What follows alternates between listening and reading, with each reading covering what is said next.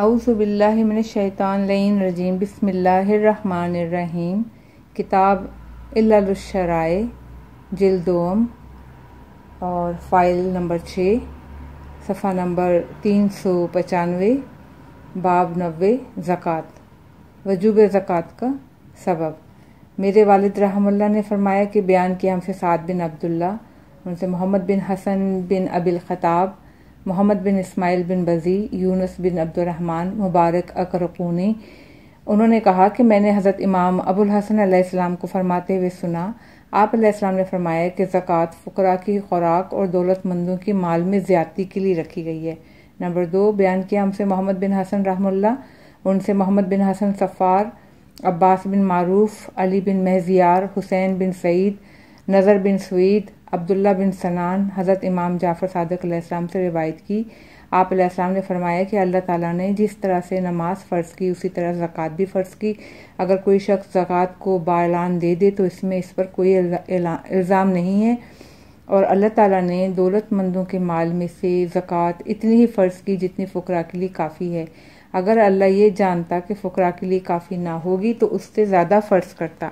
Number 3، بیان کیا ہم سے علی بن احمد رضی اللہ، ان سے محمد بن ابی عبداللہ، محمد بن اسماعیل، علی بن عباس، قاسم بن ربی صحاف، محمد بن سنان، ان کا بیان ہے کہ حضرت امام ابو الحسن علی بن موسیٰ رضا علیہ السلام نے اس کے مسائل کے جواب میں جو خطوط لکھے اس کے اندر ایک خط میں یہ بھی لکھا تھا کہ زکوٰۃ کا حکم اس لیے ہے کہ فقراء کو آذوقہ ملے اور دولت مندوں کے اموال محفوظ رہیں، کیونکہ اللہ تعالیٰ نے خوشحال لوگوں پر ان کے زمانے کے مصیبت زدہ لوگوں کی خبر گیری فرض کی ہے۔ چنانچہ اللہ تعالیٰ ارشاد فرماتا ہے لِتَبْلُونَ فِي أَمْوَالِكُمْ وَأَنفُسِكُمْ، سورہ آل عمران آیت 182۔ ہم تمہارے اموال اور تمہارے انفس سے مزید نعمتوں کی خواہش سے تمہاری آزمائش کریں گے۔ تو مال میں آزمائش سے مراد زکوٰۃ نکالنا، اور انفس میں آزمائش سے مراد نفس کو صبر پہ قائم رکھنا، اللہ تعالیٰ کی نعمتوں پر اس کا شکر ادا کرنا،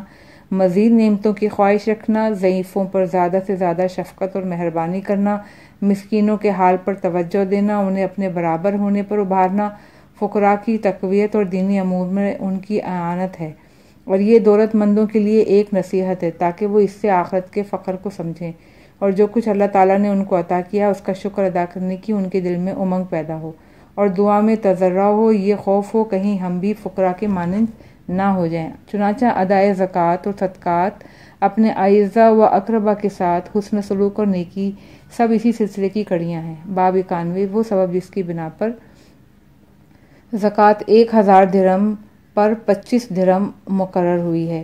میرے والد رحمہ اللہ نے فرمایا کہ بیان کیا ہم سے محمد بن یحییٰ عطار، محمد بن احمد، ابراہیم بن محمد، محمد بن حفص، صباح حذا، قسم، اور انہوں نے حضرت امام جعفر صادق علیہ السلام سے راوی کے بیان ہے کہ میں نے آپ سے عرض کیا کہ میں آپ پر قربان جاؤں، مجھے بتائیں کہ زکوٰۃ 1000 درہم پر 25 درہم کیوں ہو گئی ہے، نہ اس سے کم نہ اس سے زیادہ، اس کی وجہ کیا ہے؟ فرمایا اللہ تعالیٰ نے تمام مخلوقات کو پیدا کیا، ان میں سے ہر چھوٹے بڑے کو جانتا ہے، ہر مالدار اور فقیر کا علم بھی رکھتا ہے، چنانچہ اس نے ہر 1000 انسانوں میں 25 انسانوں کو مسکین بنایا ہے۔ اگر وہ یہ جانتا کہ زکوٰۃ کی یہ مقدار ان کے لیے کافی نہیں ہے تو وہ اس سے زیادہ مقرر کرتا، اس لیے کہ وہ ان سب کا خالق ہے اور ان کے حالات کا سب سے زیادہ جاننے والا ہے۔ باب 92، وہ سبب جس کی بنا پر زکوٰۃ لینا اس شخص کے لیے حلال ہے جس کے پاس 700 درہم ہے، اور اس کے لیے حلال نہیں جس کے پاس 50 درہم ہے۔ میرے والد رحمہ اللہ نے فرمایا کہ بیان کیا مجھ سے سعد بن عبداللہ، پھر اس سے معاویہ بن حکیم، علی بن حسن بن رباط، علا بن رزین، محمد بن مسلم، انہوں نے حضرت امام جعفر صادق علیہ السلام سے آپ نے فرمایا کہ اس شخص کے لیے زکوٰۃ لینا حلال ہے جس کے پاس 700 درہم ہے، مگر اس کے پاس کوئی پیشہ نہیں، بے روزگار ہے، وہ اس سے زکوٰۃ نکالے گا، کچھ سے اپنے اہل و عیال کے لیے آذوقہ خریدے گا اور بقیہ اپنے اصحاب کو دے دے گا، اور اس شخص کے لیے زکوٰۃ لینا حلال نہیں جس کے پاس 50 درہم ہے، لیکن وہ باروزگار ہے اور کوئی پیشہ رکھتا ہے اور وہ اس سے اپنا اہل و عیال کا خرچہ چلائے گا۔ باب 93، وہ سبب جس کی بنا پر سونے چاندی کے زیورات یا اس کے ڈلوں پر زکوٰۃ واجب نہیں ہے۔ بیان کیا ہم سے محمد بن حسن رحم اللہ، محمد بن حسن صفار، ابراہیم بن ہاشم، اسماعیل بن مرار، یونس بن عبد الرحمن، ابو الحسن، ابو ابراہیم علیہ السلام سے انہوں نے فرمایا کہ سونے چاندی کی زیورات کے ڈلوں پر زکوٰۃ واجب نہیں ہے۔ میں نے کہا خواہ کوئی زکوٰۃ سے بچنے کے لیے اس کو ڈلوں میں کیوں نہیں ڈھال لے؟ آپ نے فرمایا تمہیں نہیں معلوم کہ سکوں کو ڈھلوں میں ڈھال لینے سے وہ جو منفعت حاصل کرتا ہے وہ منفعت بھی جاتی رہتی ہے، اس لیے اس پر زکوٰۃ واجب نہیں ہے۔ میرے والد رحمہ اللہ نے فرمایا، بیان کیا ہم سے عبداللہ بن جعفر حمیری، ابراہیم بن مہزیار، ابراہیم اپنے بھائی علی سے، انہوں نے اسماعیل بن سہل، پھر حماد بن عیسیٰ، حریز، ہارون بن خارجہ، انہوں نے حضرت امام جعفر صادق علیہ السلام سے۔ راوی کا بیان ہے کہ میں نے ایک مرتبہ آپ علیہ السلام سے عرض کیا کہ میرا بھائی یوسف اہواز میں مختلف کاموں پر مقرر ہوا، جس کی وجہ سے اس کو بہت مال و دولت حاصل ہوا، اور زکوٰۃ سے بچنے کے لیے اس نے ان سب کے زیورات بنا لیے، کیا اس پر زکوٰۃ عائد ہوتی ہے؟ آپ نے فرمایا زکوٰۃ زیورات پر نہیں ہے، نہ ہی اس پر جو اس نے اپنا خود نقصان کیا اس کے بنوانے میں، اور زکوٰۃ دینے سے جتنا نقصان ہوتا ہے اس سے زیادہ نقصان اس نے خود اپنا کر لیا۔ میرے والد رحمہ اللہ نے فرمایا، بیان کیا ہم سے سعد بن عبداللہ، ابراہیم بن ہاشم، اسماعیل بن مرار، یونس بن عبد الرحمن، ابی الحسن، علی بن یقین، انہوں نے حضرت ابو الحسن موسیٰ علیہ السلام سے روایت کی کہ آپ نے فرمایا کہ کوئی شخص سونے کے سکوں کو ایک ڈلے کی شکل میں ڈھال لے تو صرف زکوٰۃ سے بچنے کے لیے، تو اس پر زکوٰۃ نہیں ہے۔ کیا تم نہیں دیکھتے ہو کہ ان سکوں کی منفعت بھی جاتی رہی، اس لیے اس پر زکوٰۃ نہیں ہے۔ باب 94، وہ سبب جس کی بنا پر اپنی اولاد، اپنے والدین، اپنی زوجہ، اپنے مملوک کو زکوٰۃ دینا جائز نہیں ہے۔ بیان کیا ہم سے محمد بن علی ماجیلیہ رضی اللہ عنہ، پھر ان سے محمد بن یحییٰ عطار، محمد بن احمد، ابراہیم بن ہاشم، ابی طالب، ہمارے متعدد اصحاب، اور اوپر لے جا کے اس روایت کو اوپر جا کے حضرت امام جعفر صادق علیہ السلام تک پہنچایا کہ آپ علیہ السلام نے فرمایا کہ 5 اشخاص کو مال زکوٰۃ سے نہیں دیا جائے گا: اپنے فرزند، اپنے والدین، اپنی زوجہ، اپنے مملوک، اس لیے کہ وہ خود ان کے نان و نفقے کا ذمہ دار ہے۔ باب 95، وہ سبب جس کی بنا پر مال زکوٰۃ غیر فقراء کو دینا جائز نہیں۔ میرے والد رحمہ اللہ نے فرمایا، بیان کیا ہم سے سعد بن عبداللہ، محمد بن حسن بن ابی خطاب، عثمان بن عیسیٰ، ابی المعز، پھر اس سے انہوں نے حضرت امام جعفر صادق علیہ السلام سے روایت کی کہ آپ نے فرمایا کہ اللہ تبارک و تعالیٰ دولت مندوں اور فقیروں کو اموال میں شریک کیا ہے، لہٰذا کسی کو حق نہیں کہ اپنے شرکاء کے علاوہ کسی اور کو اس پر صرف کرے۔ باب 96، وہ سبب جس کی بنا پر زکوٰۃ کے اونٹ اور گھوڑے صاحبان تجمل اور وقار کو دیے جائیں گے، اور سونے اور چاندی، گیہوں اور جو کی زکوٰۃ فقراء کو دی جائے گی۔ بیان کیا ہم سے محمد بن موسیٰ بن متوکل رضی اللہ عنہ نے ان سے محمد بن یحییٰ عطار، محمد بن احمد، ابراہیم بن اسحاق، محمد بن سلیمان دلمی، عبداللہ بن سنان، راوی کا بیان ہے کہ حضرت امام جعفر صادق علیہ السلام نے ارشاد فرمایا کہ پھٹے ہوئے کھر اور بے پھٹے ہوئے کھر جیسے اونٹ اور گھوڑے کے جانور جو زکوٰۃ میں وصول ہوں وہ صاحبان تجمل اور وقار اور اونچے طبقے کے مسلمان فقراء کو دیے جائیں۔ ابن سنان کا بیان ہے کہ میں نے عرض کیا ایسا کیوں ہے؟ تو آپ نے فرمایا یہ لوگ پروقار ہیں، لہٰذا انہیں وہ چیزیں دی جائیں جو ان کی نگاہ میں پروقار ہیں۔ باب 97، وہ سبب جس کی بنا پر وہ شخص جس کے پاس 1 ماہ یا 1 سال کا خرچہ موجود ہے اس کے لیے بھی زکوٰۃ لینا جائز ہے۔ میرے والد رحمہ اللہ نے فرمایا، بیان کیا ہم سے سعد بن عبداللہ، ان سے محمد بن حسین بن ابی الخطاب، صفوان بن یحییٰ، علی بن اسماعیل غشی، اس کا بیان ہے کہ میں نے ایک مرتبہ حضرت ابو الحسن علیہ السلام سے ایک ایسے شخص کے متعلق دریافت کیا جس کے پاس 1 دن کا خرچ ہے، کیا اس کے لیے جائز ہے کہ سوال کرے، اور کیا یہ جائز ہے کہ اس کے سوال سے پہلے اس کو دے دیا جائے؟ کیا اس کے لیے یہ لینا جائز ہے؟ آپ نے فرمایا اس کے پاس اگر 1 ماہ کا بھی خرچ ہے، بلکہ اتنا ہے کہ اس کا 1 سال کے لیے بھی کافی ہو، تو وہ پھر بھی زکوٰۃ لے سکتا ہے، اس لیے کہ زکوٰۃ سالانہ نکلتی ہے۔ باب 98، وہ سبب جس کی بنا پر ایک مومن کو مال زکوٰۃ 3000 بلکہ 10,000 بھی دیا جا سکتا ہے اور فاسق و فاجر کو بہت تھوڑا سا۔ بیان کیا ہم سے محمد بن حسن رحم اللہ، ان سے احمد بن ادریس، محمد بن یحییٰ عطار اور محمد بن احمد بن یحییٰ، علی بن محمد، ہمارے بعض صاحب انہوں نے بشر بن بشار، اور ان سے ایک صاحب یعنی حضرت ابو الحسن علیہ السلام سے کہا، یہ بتائیں کہ مومن کو زکوٰۃ کا مال دینے کی کیا حد ہے؟ فرمایا مومن کو 3000 دیا جا سکتا ہے، اور پھر فرمایا بلکہ 10,000 بھی دیا جا سکتا ہے، اور فاسق و فاجر کو بہت تھوڑا سا، کیونکہ مومن اس کو اطاعت الہی میں صرف کرے گا اور فاسق و فاجر اس کو اللہ تعالیٰ کی نافرمانی میں خرچ کرے گا۔ باب 99، وہ سبب جس کی بنا پر زکوٰۃ کی رقم سے خریدے ہوئے غلام کی میراث مستحقین زکوٰۃ کے لیے ہوگی۔ میرے والد نے فرمایا بیان کیا ہم سے سعد بن عبداللہ، ہارون بن مسلم، عدیم بن ہر کے بھائی ایوب بن ہر، ان کا بیان ہے کہ میں نے حضرت امام جعفر صادق علیہ السلام سے عرض کیا کہ ایک غلام ہے جس کو معلوم ہے کہ میں اسے زکوٰۃ کی رقم سے خرید کر آزاد کر دوں گا۔ آپ نے فرمایا ہاں، اس کو خریدو اور آزاد کر دو۔ میں نے عرض کیا اچھا، کر کچھ دنوں میں وہ مر جائے اور ترکے میں کچھ مال چھوڑ دے تو وہ مال کس کا ہوگا؟ آپ نے فرمایا اس کی میراث مستحقین زکوٰۃ کو ملے گی، اس لیے کہ یہ انہی کے سہم سے خریدا گیا ہے۔ اس حدیث میں ہے کہ آپ نے ایک حدیث میں کہ یہ انہی کے مال سے خریدا گیا ہے۔ باب نمبر 100، وہ سبب جس کی بنا پر غلام و مملوک کے مال پر زکوٰۃ واجب نہیں ہے۔ میرے والد رحمہ اللہ نے فرمایا بیان کیا ہم سے احمد بن ادریس، محمد بن احمد، حسن بن موسیٰ خشاب، حلی بن حسن، محمد بن حمزہ، عبداللہ بن سنان ایک مرتبہ حضرت امام جعفر صادق علیہ السلام سے دریافت کیا کہ ایک مملوک یعنی غلام ہے جس کے قبضے میں کچھ مال ہے، کیا اس پر زکوٰۃ عائد ہوگی؟ فرمایا نہیں۔ میں نے عرض کیا اچھا اس کے مالک پر؟ آپ نے فرمایا نہیں، اس لیے کہ وہ مال اس کے مالک کے پاس نہیں پہنچے، اس لیے کہ یہ مال اس مملوک کا نہیں ہے۔ باب نمبر 101، وہ سبب جس کی بنا پر 200 پر زکوٰۃ 5 ہے مگر وزن پر 7 ہو گئی۔ میرے والد رحم اللہ اور محمد بن حسن رحم اللہ دونوں نے فرمایا بیان کیا ہم سے سعد بن عبداللہ، عبداللہ بن جعفر حمیری، احمد بن ابی عبداللہ، سلمہ بن خطاب، حسین بن راشد، علی بن اسماعیل میسمی، حبیب ہشمی، ابو جعفر خلیفہ، آپ نے عامل مدینہ محمد بن خالد بن عبداللہ کسری کو خط لکھا کہ ذرا اہل مدینہ سے دریافت کرو کہ 200 پر زکوٰۃ 5 بنتی ہے، یہ اس وزن میں 7 کیسے ہو گئی؟ عہد رسول اللہ صلی اللہ علیہ وسلم میں تو ایسا نہیں تھا۔ وہ اور اپنے عامل کو یہ بھی حکم دیا کہ یہ مسئلہ عبداللہ بن حسن اور جعفر بن محمد علیہ السلام سے ضرور پوچھنا۔ چنانچہ اس نے اہل مدینہ سے پوچھا، لوگوں نے جواب دیا کہ ہم نے اپنے بزرگوں کو اسی پر عمل کرتے پایا، آگے ہم کچھ نہیں جانتے۔ یہ جواب پا کر اس نے عبداللہ بن حسن اور حضرت جعفر بن محمد علیہ السلام کو بلا بھیجا۔ پہلے عبداللہ بن حسن سے پوچھا، انہوں نے بھی وہی جواب دیا جو دیگر مفتیوں نے دیا تھا۔ پھر وہ حضرت جعفر بن محمد علیہ السلام سے مخاطب اور فرمایا اور کہا کہ اے ابا عبداللہ، آپ اس کے متعلق کیا کہتے ہیں؟ آپ نے فرمایا نبی اکرم صلی اللہ علیہ وسلم نے زکوٰۃ 40 اوقیہ پر 1 اوقیہ قرار دیا تھا، جب تم حساب کرو گے تو 5 وزن میں 7 کے برابر ہوگا۔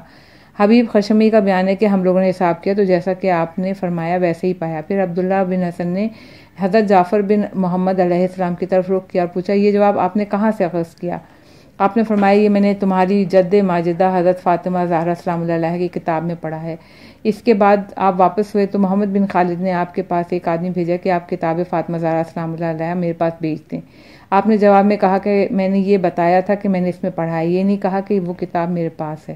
حبیب خشمی کا بیان ہے کہ یہ جواب سن کر محمد بن خالد کہنے لگا کہ میں نے ان جیسا کوئی آدمی نہیں دیکھا۔ نوٹ 1 اوقیہ 1 اونس کے برابر ہوتا ہے۔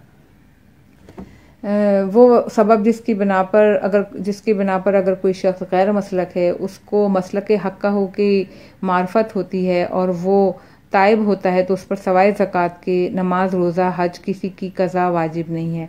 بیان کیا ہم سے محمد بن حسن، ان سے محمد بن حسن صفار، عباس بن معروف، علی بن مہزیار، حسن بن سعید، حماد بن عیسیٰ، عمر بن عزینہ، زرارہ اور بکیر اور فضیل اور محمد بن مسلم، برید بن معاویہ، ان سب لوگوں نے حضرت امام محمد باقر اور حضرت امام جعفر صادق علیہ السلام سے روایت کی کہ ان دونوں حضرات نے ارشاد فرمایا کہ ایسے شخص کے بارے میں جو حروریہ، مرجعہ و عثمانیہ و قدریہ میں سے کسی فرقے میں منسلک تھا، پھر اس نے توبہ کر لی اور حق کو پہچان لیا اور اپنا اعتقاد درست کر لیا۔ اب سوال یہ کہ اس نے اس وقت تک جتنی نمازیں پڑھی ہیں، روزے رکھے ہیں، زکوٰۃ دی اور حج کی ہیں، کیا وہ ان سب کا اعادہ کرے گا؟ ان دونوں حضرات نے فرمایا کہ وہ سوائے زکوٰۃ کے کسی چیز کا اعادہ نہیں کرے گا، اس لیے کہ اس نے زکوٰۃ غیر مستحق کو دی، اس کے مستحق تو ولائے اہل بیت رکھنے والے تھے۔ صفحہ نمبر 400، باب 103، زکوٰۃ کے نادر مسائل اور ان کے اسباب۔ میرے والد رحم اللہ نے فرمایا بیان کیا ہم سے محمد بن یحییٰ عطار، محمد بن احمد، محمد بن معروف، ابی الفضل، عمر، علی بن مہزیار، اسماعیل بن سہل، حماد بن عیسیٰ، حریز، زرارہ زرارہ کا بیان ہے کہ میں نے حضرت امام محمد باقر علیہ السلام سے دریافت کیا کہ ایک شخص ہے جس کے پاس چند درہم کئی مہینے سے پڑے ہیں، اب اس نے ان کو دینار سے بدل لیا، مگر جس دن سے وہ درہموں کا مالک بنا تھا اسے 1 سال پورا ہو گیا، کیا وہ اس پر زکوٰۃ کرے ادا کرے؟ آپ نے فرمایا نہیں۔ اس کے بعد آپ نے فرمایا اچھا یہ بتاؤ تمہارا کیا خیال ہے، فرض کرو ایک شخص تم کو 100 اونٹ دیتا ہے، تم سے 200 گائیں لے لیتا ہے اور چند مہینے کے اس کے پاس رہیں اور وہ اونٹ چند مہینے تمہارے پاس رہے، پھر اس کے اونٹ تمہارے پاس مر گئے اور تمہاری گائیں اس کے پاس مر گئیں، کیا تم ان دونوں کی زکوٰۃ نکالو گے؟ میں نے کہا نہیں۔ آپ نے فرمایا پھر ایسے ہی سونے اور چاندی کا معاملہ ہے، پھر فرمایا اور اگر تم نے کسی کو گیہوں دے کر جوڑ لیا تو پھر کوئی زکوٰۃ نہ ہوگی، لیکن اس صورت میں کہ بقیہ وہی سونا بقیہ وہی چاندی تمہارے پاس واپس آ جائے تو پھر اس پر زکوٰۃ عائد ہوگی، اس لیے کہ وہ 1 سال تک تمہاری ملکیت میں رہا۔ میں نے عرض کیا کہ اگر وہ سونا میرے ہاتھ سے 1 دن کے لیے بھی نہ نکلا ہو، آپ نے فرمایا کہ اگر اس میں اس کے علاوہ کچھ اور مخلوط ہو گیا ہو تو اس میں سے جو کچھ تمہارے پاس آیا ہو اس پر تم پہ کوئی زکوٰۃ عائد نہیں ہوگی۔ اس کے بعد فرمایا اگر پورے کا پورا سونا تمہارے پاس پلٹ آیا جبکہ اس کے پلٹنے سے تم مایوس تھے، جب تک کہ اس پر 1 سال نہ گزر جائے اس پر زکوٰۃ نہیں ہے۔ راوی بیان کرتا ہے کہ زرارہ نے حضرت امام محمد باقر علیہ السلام سے روایت کی ہے کہ اگر نصاب سے کچھ بڑھ جائے تو اس بڑھ جانے پر زکوٰۃ نہ ہوگی جب تک کہ اس حد تک پہنچ جائے کہ ایک پورا نہ لیا جا سکے۔ یاد رہے کہ صدقہ اور زکوٰۃ میں کسر نہیں لی جاتی، ایسا نہیں ہوگا کہ زکوٰۃ میں ایک بکری اور آدھی بکری، ایک بکری اور آدھی بکری، ایک اونٹ اور آدھا اونٹ ہو، نہ 5 درہم اور آدھا درہم، نہ 1 دینار اور آدھا دینار رہے، بس ایک مسلم لیا جائے گا اور بقیہ کسر کو چھوڑ دیا جائے گا جب تک کہ وہ پورا ایک نہ ہو جائے، تو یہ تمام مال سے لیا جائے گا۔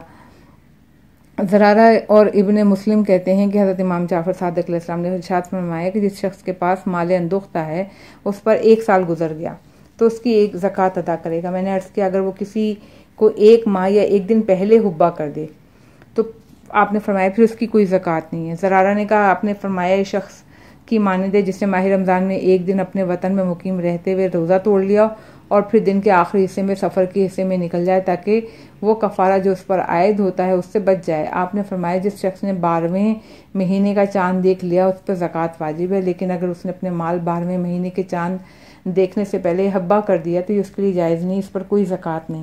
یہ اس شخص کی مانند ہے جو سفر پہ نکلنے کے بعد افطار صوم کرتا ہے اور اور دوسرا مال کے جس پر سال گزر چکا ہے اس پر زکوٰۃ کو منع نہیں کر سکتا۔ زرارہ کا بیان ہے کہ میں نے عرض کیا کہ اچھا بتائیں کہ 200 درہم 5 یا 10 آدمیوں کی شرکت کے ہیں، اس پر سال گزر چکا ہے اور ان لوگوں کے پاس ہے، کیا ان لوگوں پر اس کی زکوٰۃ واجب ہے؟ فرمایا نہیں، وہ بھی زراعت مشترکہ کی مانند ہے، جب تک ان میں سے ہر شخص کے حصے میں 200 درہم نہ ہو کسی پر زکوٰۃ نہیں ہے۔ میں نے عرض کیا یہی صورت بکری، اونٹ، گائے، سونا، چاندی وغیرہ تمام اموال پر ہے؟ فرمایا ہاں۔ زرارہ کا بیان ہے کہ میں نے عرض کیا یہ فرمائیں کہ ایک شخص کے پاس 200 درہم تھے، اس نے زکوٰۃ سے بچنے کے لیے اسے اپنے کسی بھائی یا اپنے لڑکے یا اپنی بیوی کو سال پورا ہونے سے پہلے 1 مہینہ پہلے حبہ کر دیا۔ آپ نے فرمایا اگر 12واں مہینہ داخل ہو گیا تو اس کا مطلب ہے اس پر 1 سال ہو گیا اور اس پہ مال پر زکوٰۃ واجب ہے۔ میں نے کہا اگر سال سے کچھ پہلے کچھ ہیر پھیر کر دے تو آپ نے فرمایا یہ اس کے لیے جائز ہے۔ میں نے عرض کیا مگر اس نے ہیر پھیر وہی زکوٰۃ سے بچنے کے لیے کی، تو فرمایا زکوٰۃ کی ادائیگی میں جو اس کو نقصان ہوتا ہے اس سے زیادہ نقصان خود اس نے اپنا کر لیا۔ میں نے عرض کیا مگر اب بھی تو وہ مال اس کی دسترس میں ہے۔ فرمایا کیسے معلوم کہ وہ مال اس کی دسترس میں جبکہ وہ اس کی ملکیت سے خارج ہو گیا؟ میں نے عرض کیا حبہ کرتے وقت اس نے اس کی شرط لگا دی تھی۔ آپ نے فرمایا مگر جب اس نے اس کا نام حبہ رکھ دیا تو پھر حبہ نافذ ہو گیا اور شرط باطل ہو گئی اور زکوٰۃ کی ادائیگی کا بھی ضامن ہے۔ میں نے عرض کیا یہ کیسے کہ شرط ساقط ہو گئی اور حبہ نافذ ہے اور زکوٰۃ کا بھی ضامن ہے وہ جو اس پر واجب ہے؟ آپ نے فرمایا شرط فاسد تھی، حبہ نافذ العمل ہوگا اور زکوٰۃ بطور سزا اس پر واجب ہے۔ پھر فرمایا ہاں وہ زکوٰۃ سے بچنے کے لیے کر سکتا تھا کہ وہ حبہ کے بدلے اس رقم سے کوئی مکان خرید لیتا یا کوئی زمین یا کوئی اور چیز خرید لیتا۔ زرارہ کا بیان ہے کہ میں نے عرض کیا کہ آپ کے پدر بزرگوار علیہ السلام کا تو ارشاد ہے جو شخص زکوٰۃ سے فرار اختیار کر رہا ہے اس پر زکوٰۃ واجب ہے۔ فرمایا میرے والد بزرگوار نے بالکل درست فرمایا، جو زکوٰۃ اس پر واجب ہے اس کی ادائیگی اس پر فرض ہے اور جو اس پر واجب نہیں اس کی ادائیگی اس پر کیسے فرض ہے؟ پھر آپ نے فرمایا اچھا یہ بتاؤ اگر کوئی شخص جس دن اس پر زکوٰۃ واجب ہونے والی تھی پورا دن بے ہوش رہے اور ادائیگی زکوٰۃ سے پہلے مر جائے تو کیا اس کی ذمہ زکوٰۃ ہوگی؟ میں نے عرض کیا نہیں، بلکہ اس کی زکوٰۃ اس وقت ہوتی جب اس دن وہ بے ہوشی سے فاقہ پا لیتا۔ پھر آپ نے فرمایا اچھا یہ بتاؤ ایک شخص ماہ رمضان میں بیمار ہوا، اسی میں مر گیا، تو کیا اس کی طرف سے روزہ رکھا جائے گا؟ میں نے عرض کیا نہیں، آپ علیہ السلام نے فرمایا بس وہ اس طرح سے وہ شخص ہے کہ جب تک اس کے مال پر زکوٰۃ واجب نہ ہوگی وہ اس کی ادائیگی کا ذمہ دار نہ ہوگا۔ بیان کیا ہم سے محمد بن موسیٰ رحمہ اللہ، عبداللہ بن جعفر حمیری، احمد بن محمد، حسن بن محبوب، عبداللہ بن سنان، ان کا بیان ہے کہ میں نے حضرت امام جعفر صادق علیہ السلام کو فرماتے ہوئے سنا، آپ نے فرمایا میرے والد نے اپنی فلاں زمین کا 1000 درہم پر حشام بن عبد الملک سے سودا کیا اور اس سے شرط رکھی کہ اس رقم کی زکوٰۃ 10 سال تک ادا کرتا رہے گا، اس لیے کہ حشام اس وقت والی ملک تھا۔ صفحہ نمبر 402، باب 104، وہ سبب جس کی بنا پر عورتوں سے جزیہ ساقط ہے اور چلنے سے معذور، اندھے اور انتہائی بوڑھے اور بچوں کے لیے جزیہ معاف ہے۔ نمبر 1، میرے والد رحمہ اللہ نے فرمایا کہ بیان کیا ہم سے سعد بن عبداللہ نے روایت کی کہ قاسم بن اصبہانی، سلیمان داؤد مقری، عیسیٰ بن یونس اور زائی ظاہری، انہوں نے حضرت علی بن الحسین علیہ السلام، راوی کا بیان ہے، میں نے آپ علیہ السلام سے دریافت کیا کہ عورتوں سے جزیہ کیوں ساقط ہے، انہیں کیوں چھوڑ دیا گیا؟ تو آپ نے فرمایا کہ اس لیے کہ رسول اکرم صلی اللہ علیہ وسلم نے عورتوں اور بچوں کے قتل کو دارالحرب میں بھی منع فرمایا ہے، مگر مقابلے کے وقت اگر وہ مقابلہ کر رہی ہوں تو جہاں تک ممکن ہو ان کے قتل سے ہاتھ روکو اور خلل کا خوف مت کرو۔ لہٰذا جب حضرت صلی اللہ علیہ وسلم نے دارالحرب میں ان کے قتل کو منع فرمایا تو دارالاسلام میں ان کا نہ قتل کرنا تو اولا اور بہتر ہے، اس لیے کہ اگر جزیہ دینے سے منع کرتے تو ان کا قتل ممکن نہیں، اور جب قتل کرنا ممکن نہیں تو جزیہ کا حکم ان پر سے اٹھ گیا، اور مرد جب منع کریں اور جزیہ دینے سے انکار کریں تو وہ عہد شکن شمار ہوں گے، ان کا قتل کرنا، ان کا خون بہا دینا حلال ہوگا، اس لیے کہ دارالشرک میں مردوں کا قتل مباح ہے، اور اس طرح سے جو مشرک چلنے پھرنے سے معذور ہو گیا اور نابینا اور انتہائی بوڑھا، عورت اور بچے جو دارالحرب میں ہوں ان کے لیے بھی یہی حکم ہے، لہٰذا ان سے جزیہ ساقط ہے۔ نمبر 2، میرے والد رحمہ اللہ نے فرمایا بیان کیا ہم سے محمد بن یحییٰ، محمد بن احمد، سہل بن زیاد، علی بن حکم، فضیل بن عثمان اور انہوں نے حضرت امام جعفر صادق علیہ السلام کو فرماتے ہوئے سنا، آپ نے فرمایا کہ مولود فطرت پر پیدا ہوتا ہے، اس کے ماں باپ اس کو یہودی، نصرانی یا مجوسی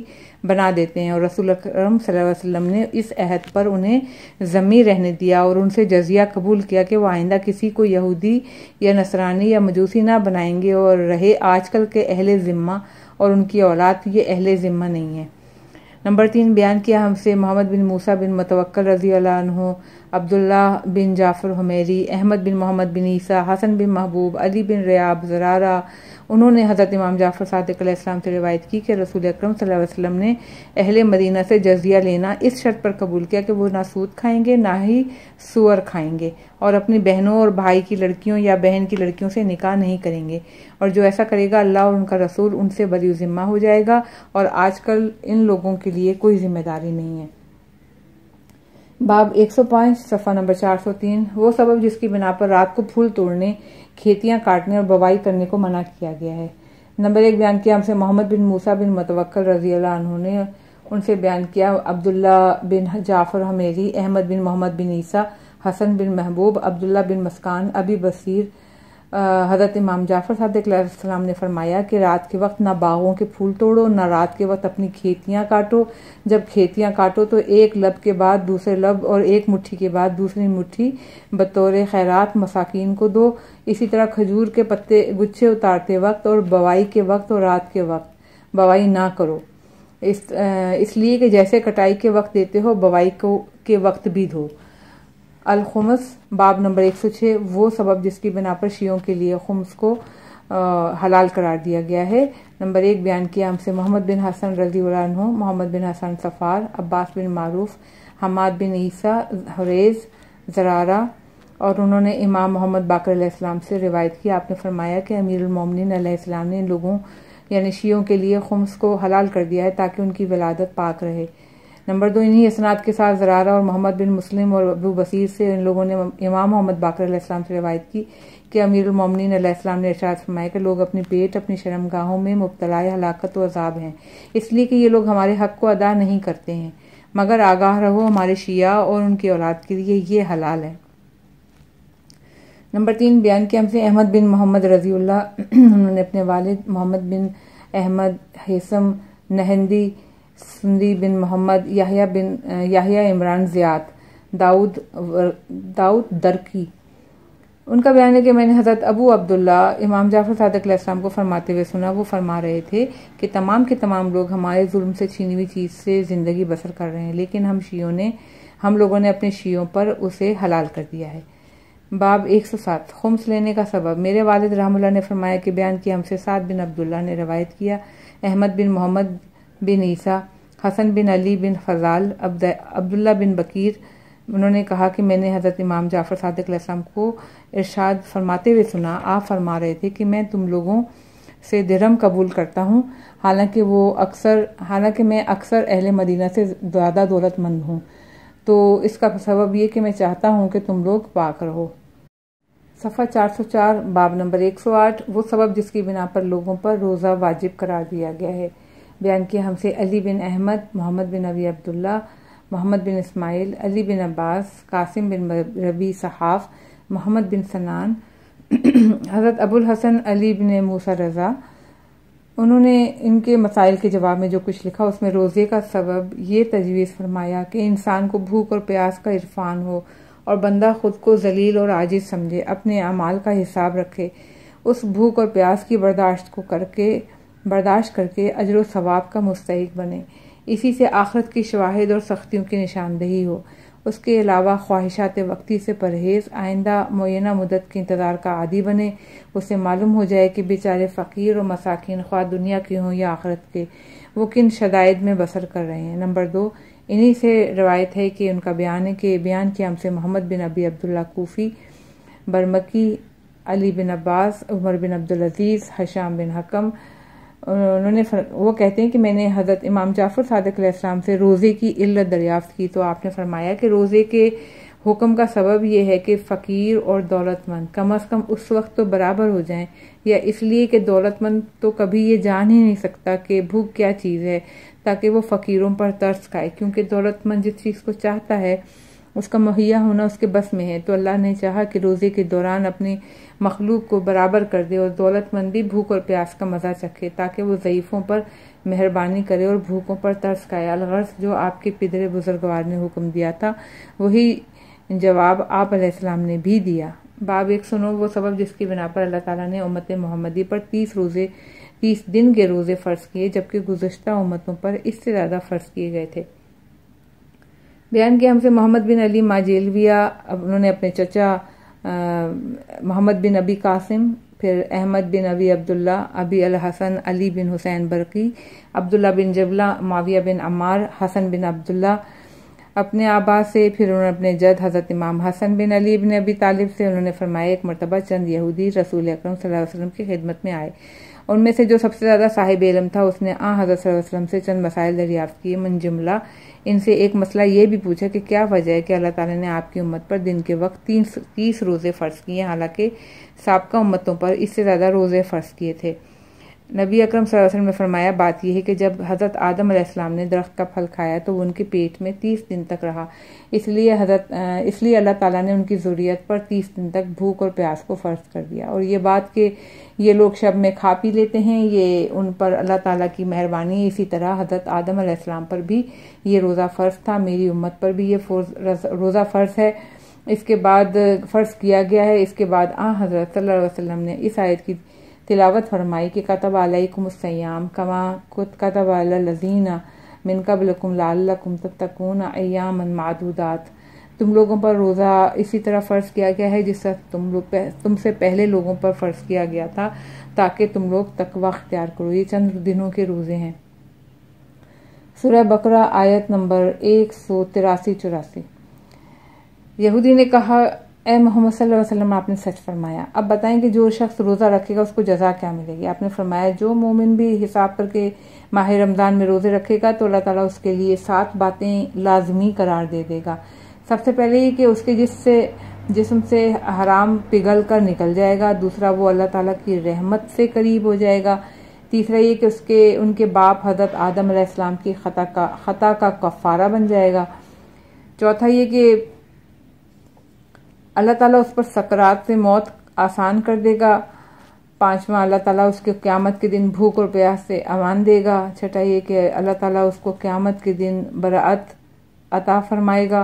7वें, अल्लाह ताला उसको जन्नत की तैयब ग़िज़ाएं खिलाएगा। और उस यहूदी ने कहा, ए मोहम्मद सल्लल्लाहु अलैहि वसल्लम, आपने सच फरमाया। बाब 110, वो सबब जिसकी बिना पर एहतलाम से रोज़ा नहीं टूटता, मुबाशरत से टूटता है।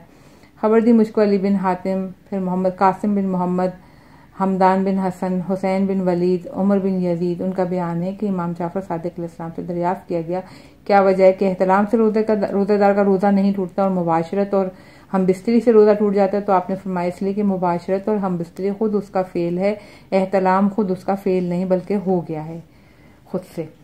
बाब 111, वो सबब जिसकी बिना पर महीने की 13वीं, 14वीं, 15वीं तारीख को अयाम बैस कहते हैं और मर्दों की दाढ़ी का सबब।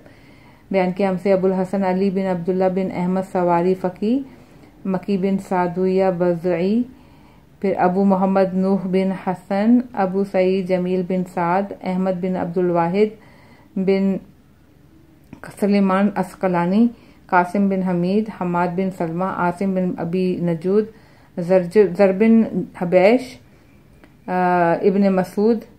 फिर उनसे दरियाफ्त किया कि ये नाम क्यों रखा गया? तो उन्होंने कहा, मैंने नबी अकरम सल्लल्लाहु अलैहि वसल्लम को फरमाते हुए सुना। आप सल्लल्लाहु अलैहि वसल्लम फरमा रहे थे कि जब हज़रत आदम अलैहिस्सलाम से परवरदिगार की नाफरमानी सरजद हुई तो एक मुनादी ने अर्श से उनको निदा की कि ए आदम, मेरे जवार से निकल जाओ, इसलिए कि जो मेरी नाफरमानी करेगा वो मेरे जवार में नहीं रह सकता। ये सुनकर हज़रत आदम अलैहिस्सलाम रोने लगे और मलाइका भी रोने लगे। तो अल्लाह ताला ने उनके पास हज़रत जिब्रील को भेजा। उन्होंने उनको ज़मीन पर उतार दिया। उनका जिस्म स्याह पड़ गया था। जब मलाइका ने उनका ये हाल देखा तो रोने धोने लगे और फरियाद करने लगे कि परवरदिगार, तूने एक मखलूक को पैदा किया, उसमें अपनी रूह फूंकी, अपने मलाइका से उसको सजदा कराया, सिर्फ एक गुनाह पर उसको गोरे और सफ़ेद रंग को स्याही में तब्दील कर दिया। तो आसमान से एक मुनादी ने निदा दी, ए आदम, आज अपने परवरदिगार की रज़ा के लिए रोज़ा रखो। और इत्तफाक से उस दिन महीने की 13वीं थी। उससे उनकी 1/3 स्याही ज़ाइल हो गई। फिर 14वीं को निदा आई कि आज अपने रब की खुशनुदी के लिए फिर रोज़ा रखो। हज़रत आदम अलैहिस्सलाम ने रोज़ा रखा तो उनकी 2/3 स्याही ज़ाइल हो गई। फिर 15वीं तारीख को निदा आई, उन्होंने रोज़ा रखा तो उनकी सारी स्याही ज़ाइल हो गई। इसलिए इन तारीखों का नाम अयाम बैज़ हो गया है। इन्हीं तारीखों में अल्लाह ताला ने हज़रत आदम अलैहिस्सलाम की सफ़ेदी को पलटा दिया। फिर आसमान से एक मुनादी ने हज़रत आदम अलैहिस्सलाम को निदा दी, ए आदम, ये 3 दिन मैंने तुम्हारे लिए और तुम्हारी औलाद के लिए करार दिए हैं। जो शख्स इन 3 दिनों में रोज़ा रखेगा गोया उसने सारे महीने का रोज़ा रखा। हमीद का बयान है कि अहमद बिन अब्दुल वाहिद ने बयान किया, मैंने अहमद बिन शैबान बरमकी को कहते हुए सुना।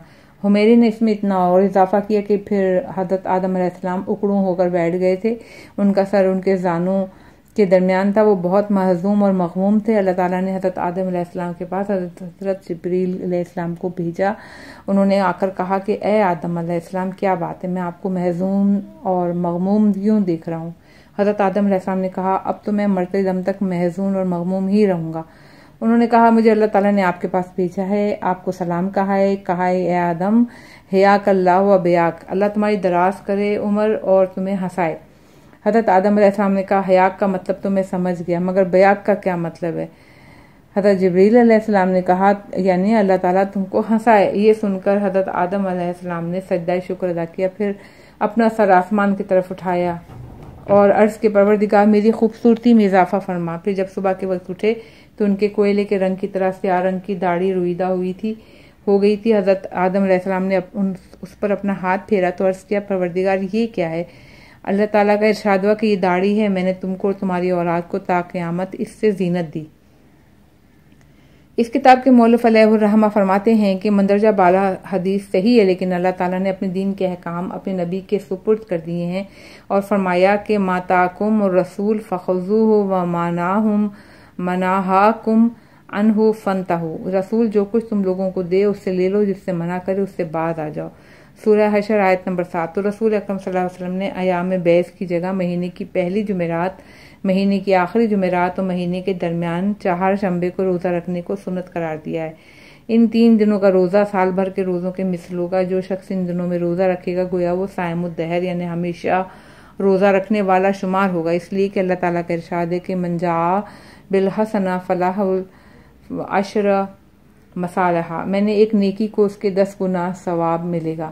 سورہ انعام آیت نمبر 161۔ میں نے اس حدیث کو اس لیے پیش کیا کہ اس میں اصل سبب بتایا گیا ہے، چونکہ لوگ کہتے ہیں کہ یام بیس کو یام بیس اس لیے کہتے ہیں کہ ان کی راتوں میں ساری رات چاند رہتا ہے۔ ولا حول ولا قوت الا باللہ العلی العظیم۔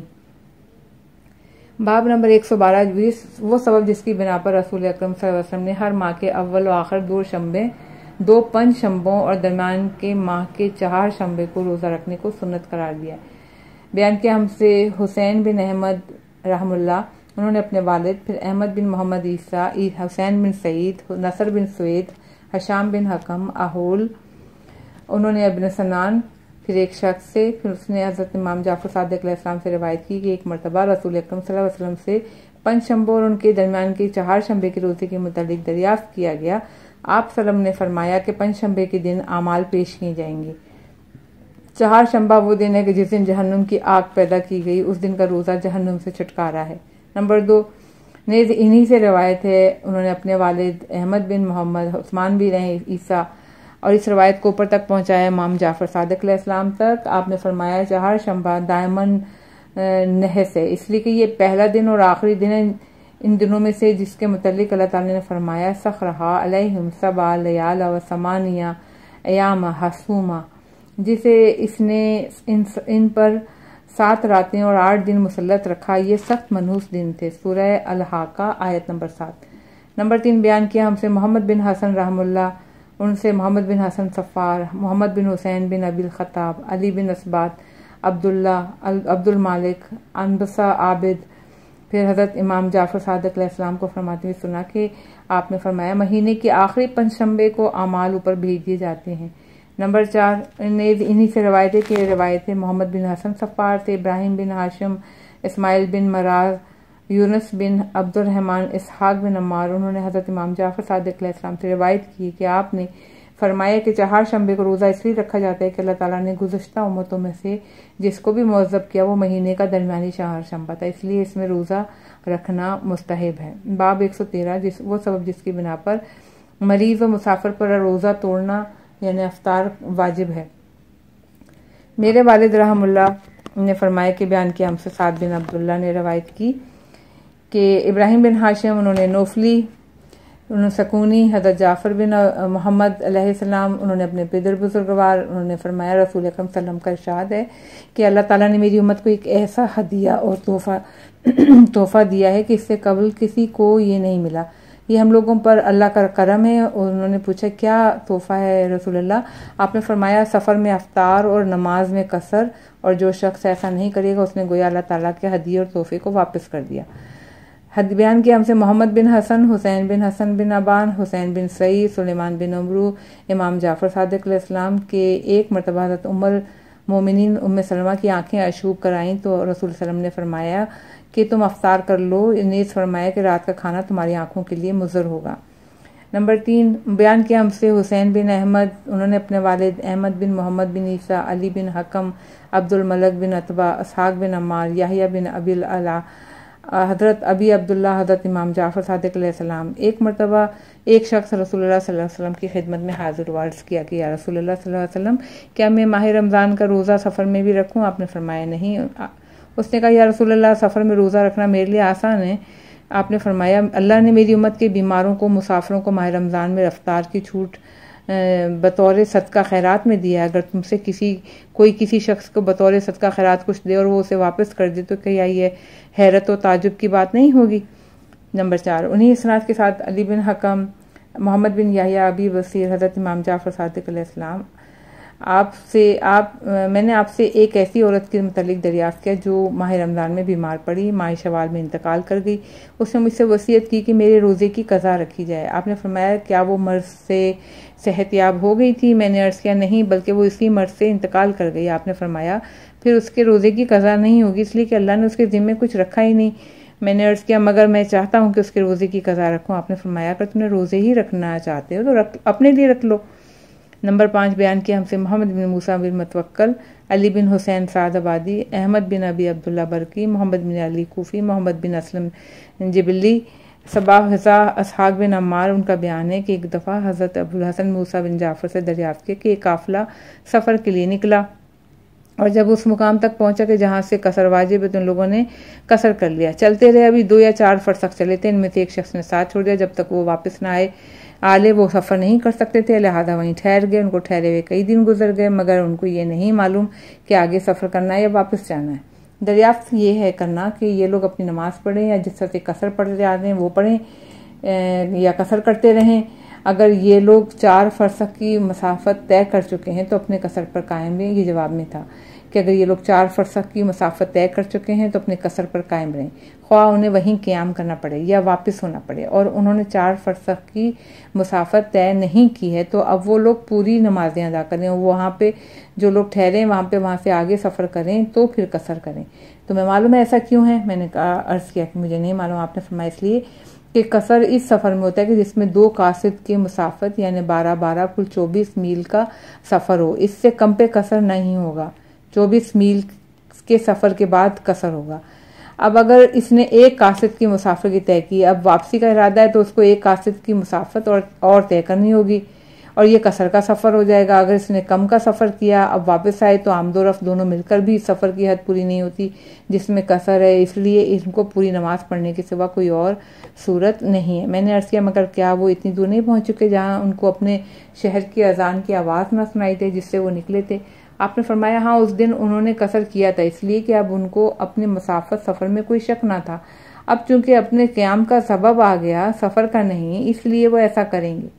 باب 114 روزے دار کے لیے خوشبو سونگنے سے منع کرنا کا سبب. بیان کیا ہم سے محمد بن موسیٰ بن متوکل، علی بن حسین سعد آبادی، احمد ابو عبداللہ برقی، داؤد بن اسحاق حضا، محمد بن فیض تیمی، ابن رعاب. ان کا بیان ہے کہ امام جعفر صادق علیہ السلام فرمایا روزے دار کو نرجس کا پھول سونگنے سے منع فرمایا. میں نے فرمایا کیوں؟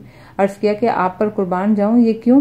آپ نے فرمایا اس لیے کہ یہ اجمی پھول ہے. اور ذکر کیا محمد بن یعقوب نے روایت کیا ہمارے بعض اصحاب سے کہ اجمی لوگ جب روزہ رکھتے تھے تو یہ پھول سونگا کرتے تھے اور کہا کرتے تھے کہ یہ خوشبو بھوک کو روک دیتی ہے. انہی اسناد کے ساتھ احمد بن ابی عبداللہ، ان سے روایت عبداللہ بن فضل نوفلی، حسن بن راشد، حضرت امام جعفر صادق علیہ السلام جب روزہ رکھتے تھے تو پھول نہیں سونگتے تھے. میں نے سبب پوچھا تو فرمایا میں مکروہ سمجھتا ہوں کہ ہمارے روزے کو اس لذت سے مخلوط کر لوں. نمبر 3 میرے والد رحم اللہ، انہوں نے فرمایا ہم سے علی بن حسین سعد آبادی، احمد بن ابی عبداللہ، انہوں نے ہمارے بعض صاحب حریز. پھر میں نے حضرت امام جعفر صادق علیہ السلام سے دریافت کیا کہ کیا محرم جو ہوتا ہے نا، محرم عمرہ یا حج کے لیے احرام باندھے ہوئے جو ہے پھول سونگ سکتا ہے؟ آپ نے فرمایا نہیں. میں نے عرض کیا روزہ دار؟ آپ نے فرمایا نہیں. میں نے عرض کیا اچھا روزہ دار غالین یعنی مشک و عنبر کا، کافور کا مرکب یا سندل لوبان وغیرہ کی خوشبو تو سونگ سکتا ہے؟ آپ نے فرمایا ہاں. میں نے عرض کیا اگر اس کا خوشبو کا سونگنا حلال ہے تو پھول کیوں نہیں سونگ سکتا؟ آپ نے فرمایا خوشبو سونگنا سنت ہے، پھول سونگنا روزے دار کے لیے بدعت ہے.